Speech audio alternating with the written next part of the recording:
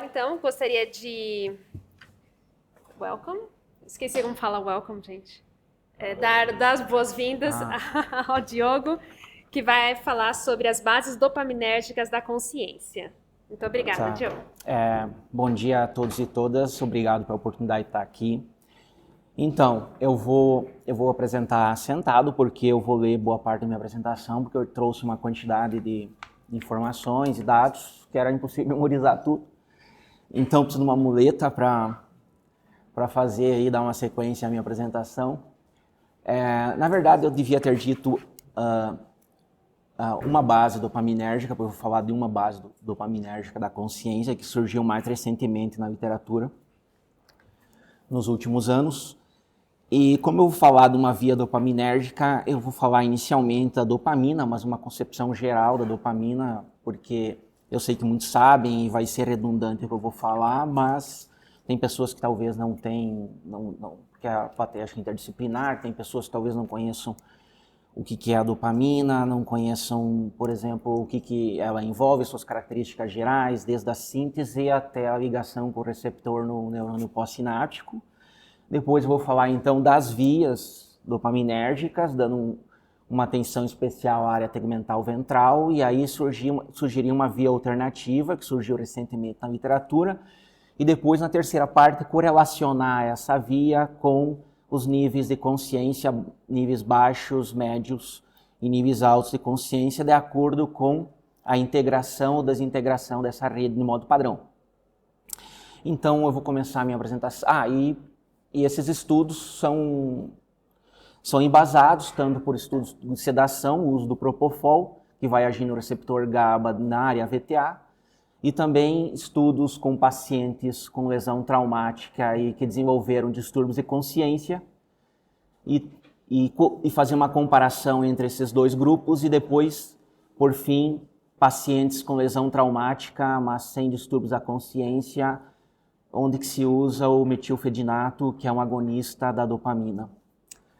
Então, como eu vou tratar algumas questões assim sobre a ação tanto de sedativos, dos anestésicos, quanto de agonistas, acho importante trazer essas questões mais básicas da dopamina. Então, eu vou começar a apresentação, a minha leitura, mas acho que eu dei já um panorama geral do que uma introdução do que eu vou falar. Bem, de modo geral, a dopamina é uma substância química orgânica da família das catecolaminas e feniletaminas, sintetizada pela remoção do grupo carboxila de uma molécula de seu precursor químico, a L-dopa, que é sintetizado no cérebro e nos rins. No cérebro, a dopamina é uma molécula neuromoduladora que funciona como um neurotransmissor através de várias vias dopaminérgicas distintas, uma das quais desempenha um papel importante no componente motivacional do comportamento impulsionado pela recompensa. A antecipação da maioria dos tipos de recompensa aumenta o nível de dopamina no cérebro, e muitas drogas viciantes aumentam a liberação da dopamina ou bloqueiam sua recaptação pelos neurônios após a liberação. Outras vias dopaminérgicas cerebrais estão envolvidas no controle motor, no controle da liberação de vários hormônios. Em relação à sua estrutura, uma molécula de dopamina consiste em uma estrutura catecol, um anel benzênico com dois grupos laterais de hidroxila, com um grupo amina ligado por meio de uma cadeia etil. Dessa forma, a dopamina é uma catecolamina das mais simples, da qual as outras são derivadas. A presença de um anel benzênico, com essa ligação amina, caracteriza como uma fenatilamina substituída. Em relação à sua síntese, a dopamina é sintetizada por um conjunto restrito de tipos de células, principalmente neurônios e células na medula das glândulas suprarrenais. O precursor direto da dopamina, a L-dopa, pode ser sintetizado por duas vias, ou uma via direta e uma via indireta. Indiretamente pelo aminoácido essencial fenilanina ou diretamente a partir do aminoácido essencial tirosina. Tirosina é encontrada na maior parte dos alimentos proteicos, e a dopamina tem que ser sintetizada no cérebro porque ela não consegue passar pela barreira hematoencefálica. Em relação à sua síntese, a dopamina é sintetizada em um conjunto restrito de tipos de células, principalmente neurônios e células da medula. O precursor direto dela aqui, para fazer só uma abreviação de tudo isso, a L-fenilanina ela é convertida em L-tirosina pela enzima fenilanina hidroxilase. A L-tirosina é convertida em L-dopa pela enzima tirosina hidroxilase. e a L-Dopa é convertida em dopamina pela enzima descarboxilase de aminoácidos aromáticos L. Em relação à degradação, ela é decomposta em metabólicos inativos, como dopal, que é um aldeído de dopamina e dopac, pela ação da enzima monamina-oxidase, catecol-metiltransferase e aldeído de desidrogenase. Ao ser catalisada por mal, a dopamina vira dopal, que é aquele metabólico inativo, e também dopac. Só depois, o produto final dela é o ácido homovalínico, representado ali por HVA na abreviação. Em relação ao seu armazenamento, liberação e recaptação, o armazenamento, após a síntese, então, a dopamina é transportada ao citosol por veículas secretoras, como veículas sinápticas, veículas de núcleo denso pequenas e grandes, e por transportador de solutos, como VMAT, que está mostrado na imagem.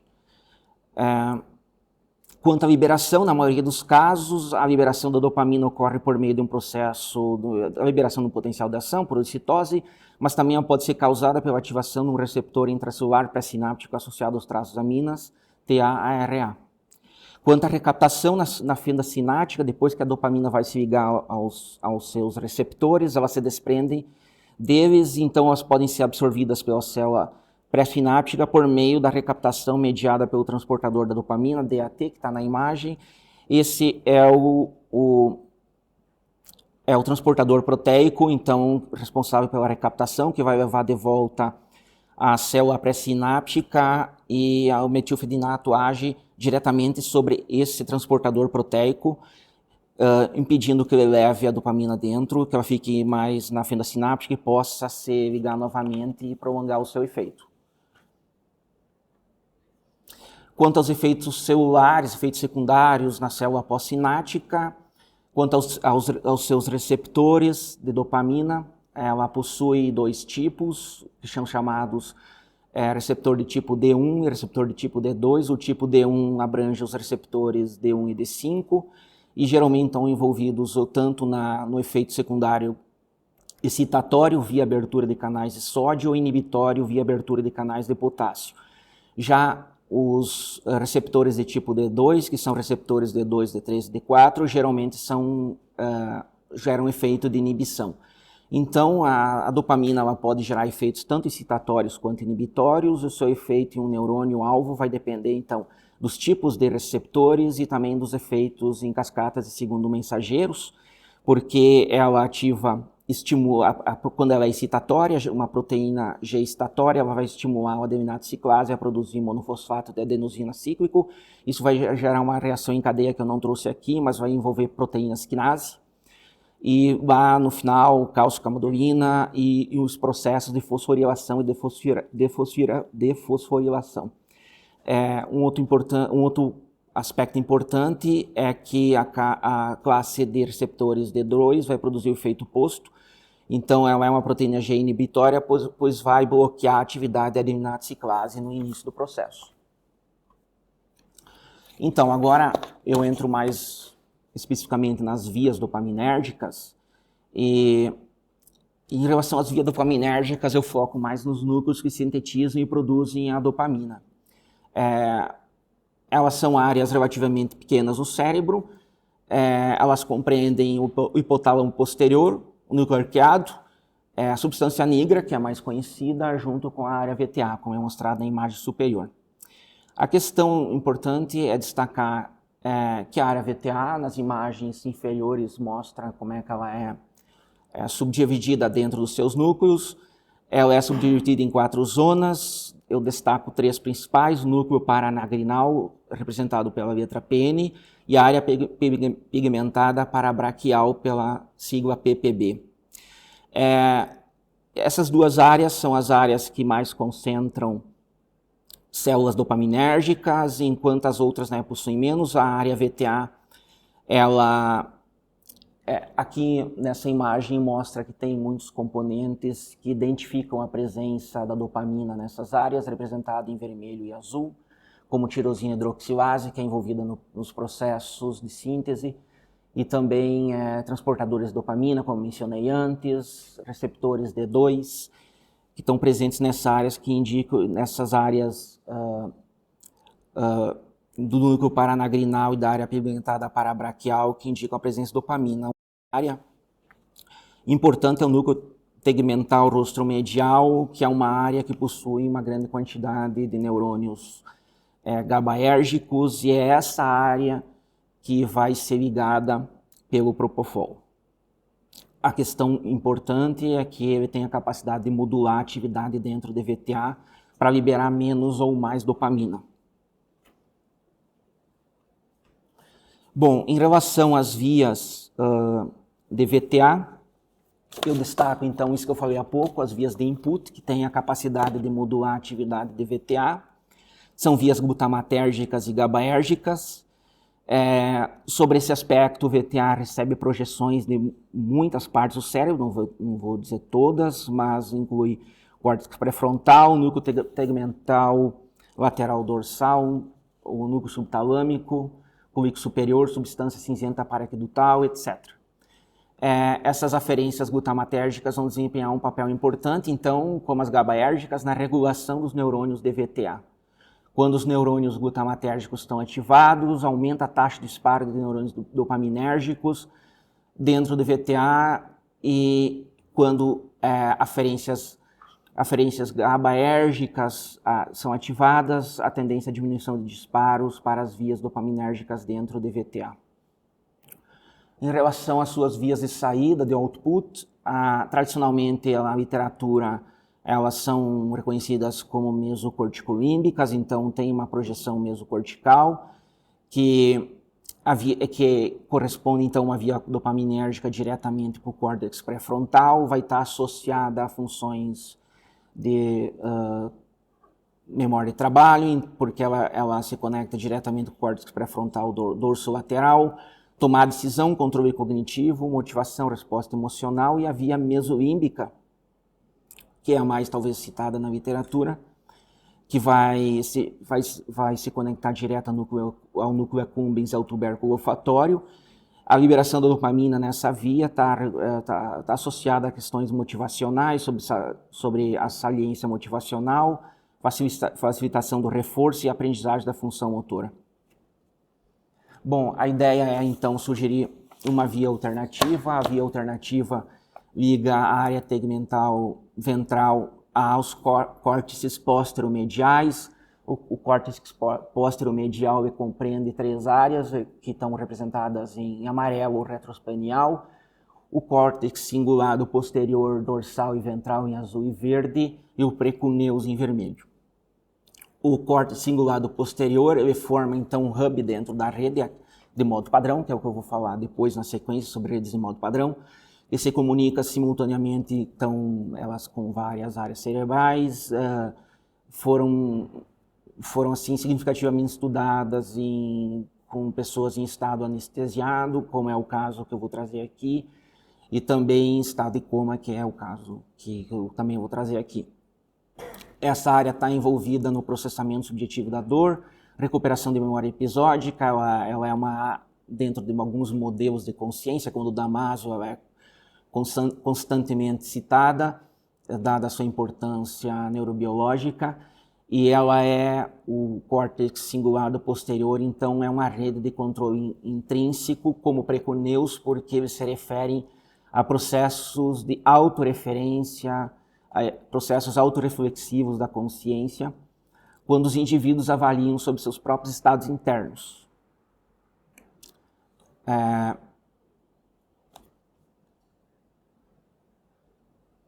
A ideia de que o córtex póstero-medial é um tipo de rede padrão não é nova.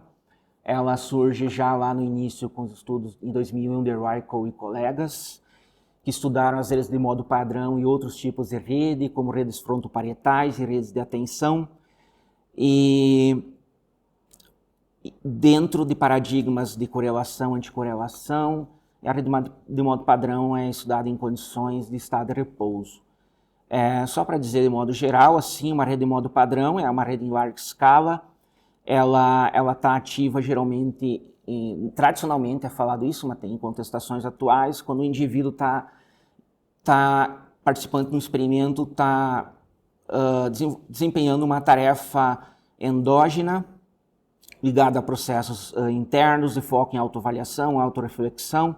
Geralmente, os paradigmas utilizados, além de correlação, anticorrelação, envolvem quase todos o uso de imagem por ressonância magnética funcional e estado de repouso. Ela compreende regiões, como eu falei, as duas estruturas do córtex posteromedial, como está mostrado na figura do meio, mas também em córtex pré-frontal medial e o giro angular. Todos eles são considerados hubs funcionais de atividade quando o indivíduo está processando informação acerca do self.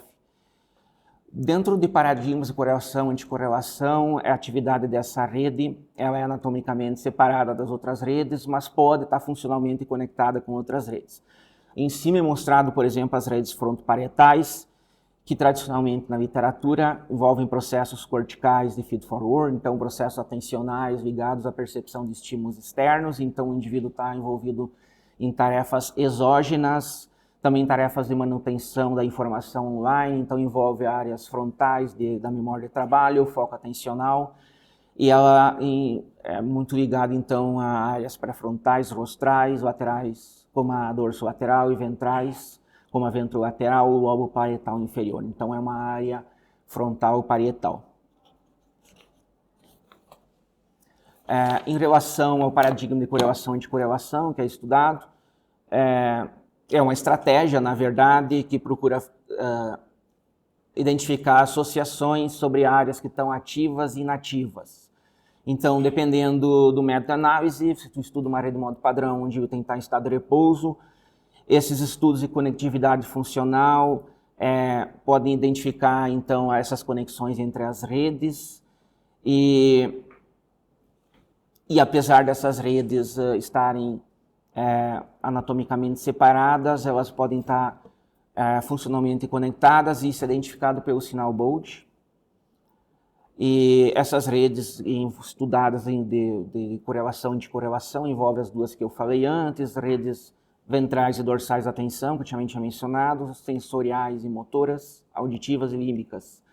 Só um aspecto para dizer o que é, eu tinha mencionado o conceito de resting state, de estado de repouso, vai se referir a uma atividade neuronal que é gerada dentro do cérebro, na ausência de qualquer estímulos e tarefas específicas de origem externa e representa uma medida da atividade intrínseca do cérebro. Era basicamente isso que eu acho que é o mais essencial. Bom, 2 casos de interesse, dado esse background de informações, a hipótese tratada aqui é de que a geração, desregulação, a disfunção da área tegmental ventral e suas projeções dopaminérgicas para o córtex posteromedial vão ser observadas e são correlacionadas em estados de consciência reduzida, visto que a rede dopaminérgica atua ali como neuromodulador.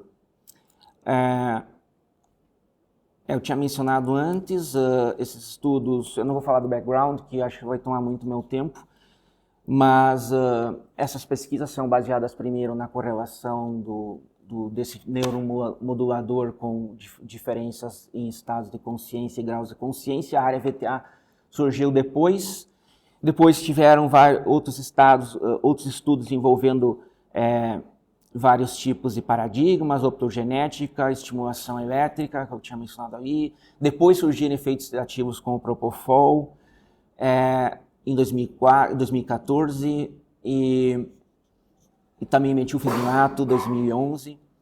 Então, esse é basicamente o arcabouço teórico experimental de qual essas pesquisas se baseiam. Em relação a isso, essa ideia de que existe uma correlação entre a desregulação dessa conexão da área tegmental ventral com os córtices posteromediais, então foi muito estudada nesses estudos sedativos, aqui no caso, como eu vou mencionar, do Propofol, que ele gera essa desconexão da VTA com os seus alvos posteromediais, e isso acaba gerando a desintegração da rede de modo padrão. E essa desintegração da rede de modo padrão está associado com os diferentes níveis de consciência. Esses estudos, então, usando sedativos, também agonistas da dopamina, em pacientes sem distúrbio da consciência, mas, por exemplo, com lesão traumática, lesão axonal difusa, lesões traumáticas como lesão axonal difusa, que podem utilizar metilfedenato, que pode alterar os níveis de dopamina dentro dessa rede de modo padrão, o que gera efeitos comportamentais na consciência. Então, essa hipótese, ela tem 3 pressupostos que são fundamentais que os autores têm que mostrar. Primeiro, que essas alterações na conectividade funcional da área VTA vão ocorrer tanto em distúrbios reversíveis de consciência, como o uso do anestésico, mas também elas ocorrem e são sobrepostas em distúrbios patológicos de consciência, isso que eu vou tentar mostrar. E também que esses agonistas da dopamina vão afetar a cognitividade funcional da rede, como metilfedenato, aumentando a conectividade da rede, e isso é importante para conceber que essas alterações, então, são relacionadas a essa mudança da conectividade e, portanto, dos níveis de consciência. Eu tenho mais 2 slides só, não sei quanto está meu tempo. Tem mais 10? Ah, não, então não está tão... Eu achei que ia avançar. Bom, então, nessa parte aqui, inicial, eu vou fazer comparações entre os grupos de estudo. Na verdade, são estudados 3 grupos de estudo, nos estudos que eu trouxe, em 2 estudos aqui que eu trouxe. Temos o grupo controle e o grupo que é o grupo que corresponde às pessoas que usaram sedação, então o grupo sedação, e também o grupo dos pacientes que têm lesão traumática e distúrbios da consciência. Em relação ao grupo controle e sedação, foi feita uma tarefa comportamental. Por questões óbvias não se aplica ao terceiro grupo. Uma tarefa comportamental de linguística, sintática e semântica, simples de identificação de estímulos, cuja tarefa dos participantes era dizer se esses estímulos são novos ou são familiares. Esse estudo é feito durante as diferentes fases de sedação, moderada e leve, e depois esses dados são comparados depois com os dados neuronais trazidos da integração, desintegração da rede de modo padrão. Então, os indivíduos têm que reconhecer, essa é a tarefa deles, eles passam no teste se eles têm um desempenho otimizado, e esse desempenho otimizado, depois eu vou mostrar nos resultados, tem a ver com a integração ou desintegração da rede.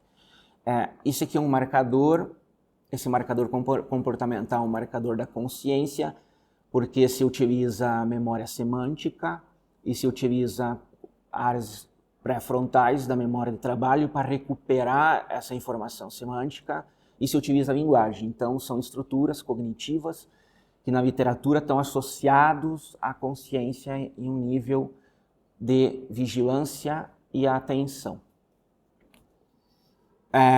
Então, esse resultado comportamental varia positivamente com a alta conectividade da rede VTA, precuneus, córtex cingulado posterior, e tem um desempenho mais baixo dependendo dos níveis do efeito Propofol, níveis mais moderados e níveis mais altos. A questão é que o Propofol, que se liga a... Peraí.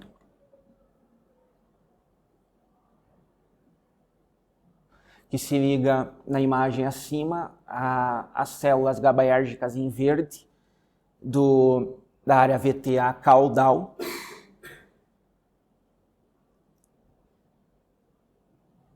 Aqui. Da área VTA caudal, ela Esses neurônios têm a capacidade de regular a atividade de VTA, fazer com que libere mais dopamina. Se liberar mais dopamina, ela vai se ligar aos receptores dessas células-alvo dentro da rede de modo padrão e ela vai estar mais ativa. O Propofol induz, então, a diminuição de síntese, portanto, liberação, e provoca essa desconexão da área VTA, e ela, então, é gradual, é reversível, porque é sedativa, é gradual porque tem diferentes níveis de sedação, com os seus alvos, clusters da precuneus e o córtex cingulado posterior. A letra A, lá em cima, mostra que em neurotípicos, a região de interesse, que é a região VTA, apresentou conectividade funcional em estado de repouso com o precuneus e o córtex cingulado posterior e outras áreas além da Default Mode Network, como o hipocampo, ínsulo e cerebelo, mostrado em amarelo. As letras B e C mostram os diferentes níveis de sedação, B leve, C moderada, com Propofol, mostrando que o VTA apresenta uma perda gradual da conectividade, mostrado em vermelho, com os córtices posterior-mediais, o precuneus o singular e o cíngulo posterior. A letra D mostra os eventos subsequentes sobre a diminuição do nível da sedação e a recuperação também dessa conexão VTA com o córtex posterior-medial. Ela é, então, restabelecida em azul. A letra E, ela só é uma fatia anatômica centrada em coordenadas de sedação moderada, que é usada como referência, mas é importante mencionar F e G, que quanto maior foi a dose efetiva do Propofol, maior a desconexão da rede de modo padrão em todas as condições experimentais. E a letra G, então, se relaciona isso com o desempenho nas tarefas comportamentais de identificação sintático-semântica, que a força da conectividade ela passou a ser um preditor positivo da confiabilidade em que os participantes conseguiram discriminar os estímulos novos e familiares. Eu estou aqui no meu último slide, penúltimo slide, só para dizer que ali foi feito no slide anterior a comparação entre o grupo sedação e o grupo controle, e aqui eu faço a comparação deles com os pacientes com lesão traumática. Os pacientes, como eles não podem desempenhar tarefas comportamentais, é usadas as escalas de revisão de recuperação de coma para determinar qual é o nível de consciência que eles têm. Só para dizer que foi feito o imaginamento e o acompanhamento desses pacientes durante 4 semanas, com escaneamento feitos a cada semana, para tentar mensurar as diferenças entre níveis de consciência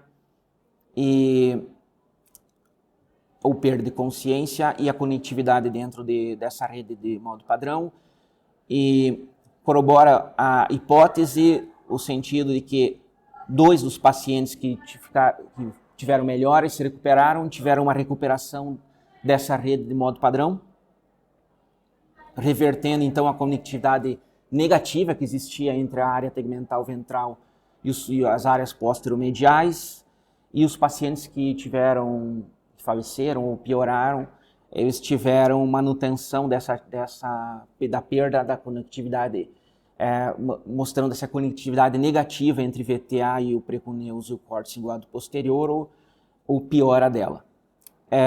A figura A, estou terminando. A figura A mostra que, em relação ao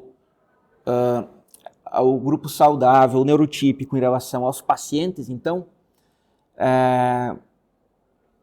o grupo controle mostra a conectividade sustentável em manutenção, DVTA, e aqui VTA é associado a um outro dado comportamental, que é o estado de vigília, e em amarelo mostra as conexões de VTA com o tálamo, que é uma área associada à vigília. Já então a comparação dos pacientes com o grupo controle mostra então reduções dessa conectividade funcional de VTA para o precuneus e o córtex cingulado posterior em vermelho, a letra B. A letra C então é legal porque ela mostra os clusters de desconexão funcional observado tanto na sedação por propofol quanto nos pacientes com distúrbio da consciência, elas se sobrepuseram, então os resultados são próximos. E por fim, isso em roxo, e por fim, em verde, mostra um local específico de onde ocorre a conexão de VTA com os córtices posteromediais. Só para fechar, então, essa tese da desintegração da rede de modo padrão e a perda da consciência primeiro, destacar, então, essa sobreposição de pacientes em sedação e pacientes com distúrbio da consciência, que na figura lá de cima mostra que quanto mais forte a conectividade, representada pela seta e o eixo verde, entre a VTA, que é a região de interesse em verde, ampliada, e seu alvo em roxo, ampliado, precuneus, mais forte era a conexão, a seta e o eixo roxo, entre esse alvo e ganhos occipitais. Então aqui só mostra um dado adicional, que seriam conexões que são fortalecidas além da rede de modo padrão. O que é interessante é que antes eu falei dentro da rede de modo padrão, é que esses dados, esses resultados são mantidos em pacientes com distúrbio da consciência, a conectividade dentro da rede de modo padrão é perdida, mas tem uma anomalia, eles tiveram em azul ganhos adicionais de conexão, mesmo com a desintegração da rede de modo padrão, em regiões como córtex sensório-motor e o cingulado anterior. Esse último cingulado anterior integra as vias mesocórtico-límbicas. Então, esse é um dado para explicar. Eu não vou ter tempo de falar, mas só para dizer que no outro estudo com metilfedinato, em pacientes com difusão axonal, o metilfedinato ele aumentou as taxas de disparo, então, de dopamina dentro da área tegmental ventral, fortaleceu as conexões com esse hub da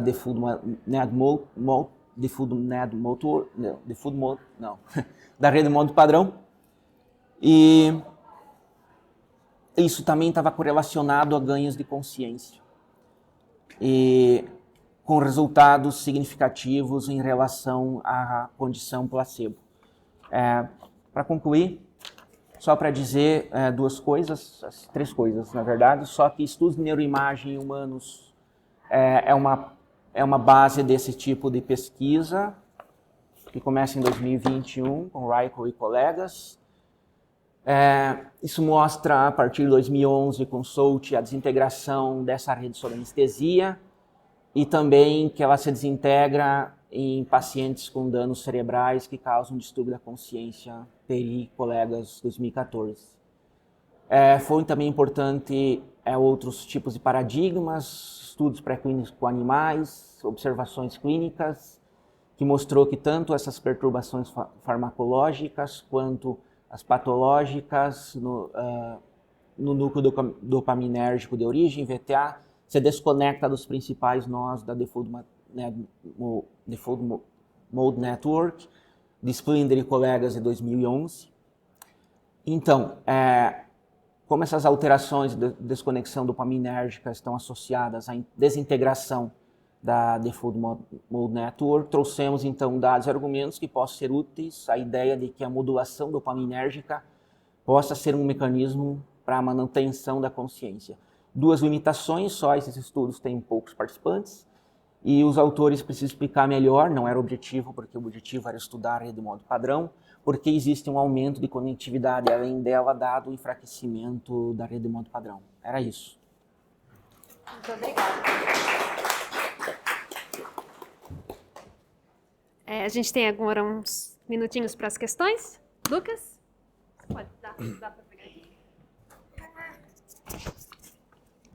Diogo, obrigado, bom dia. Muito completa a sua apresentação.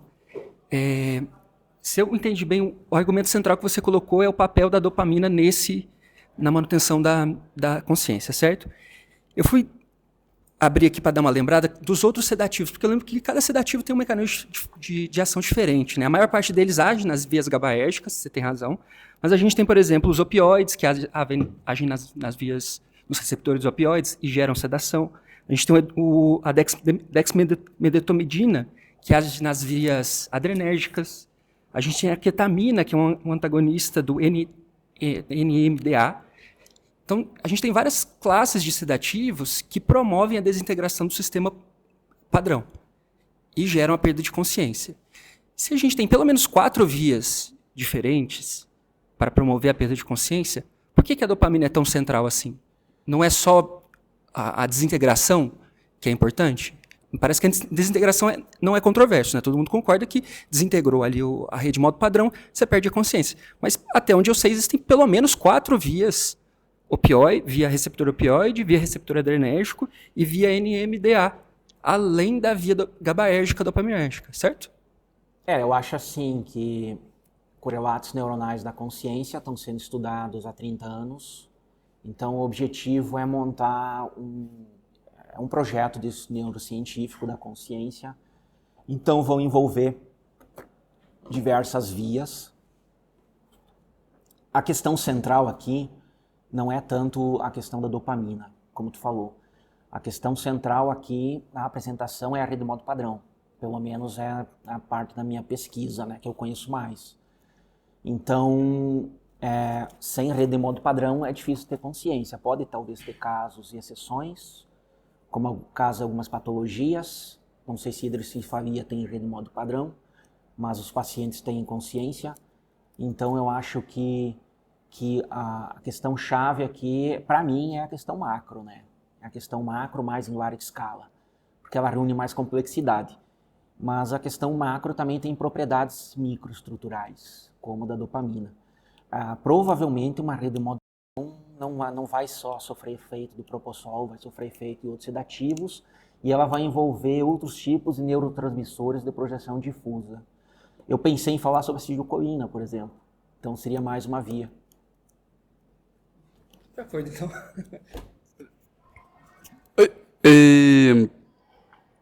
Eu fiquei curioso bem nesse último ponto, que entender onde houve aumento de conectividade. Fora da rede do modo padrão. Quando houve anestesia? Não, nesse caso foram dos pacientes. Quando os pacientes, mostrando a desintegração da rede de modo padrão, mostraram ganhos de conexão fora dela. Fora dela. Entendi. É isso que eu acho que é uma das limitações que os pesquisadores vão ter que explicar no futuro. Só que o objetivo deles era falar da rede de modo padrão. Uhum. E o outro é as limitações, poucos indivíduos nos estudos. São 7 pacientes só, e são, no caso da lesão axonal difusa, 12 só.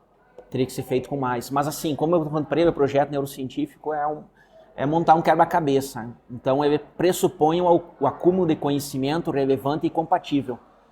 Então esses estudos podem ser complementados, como ele complementou aquele background que eu falei.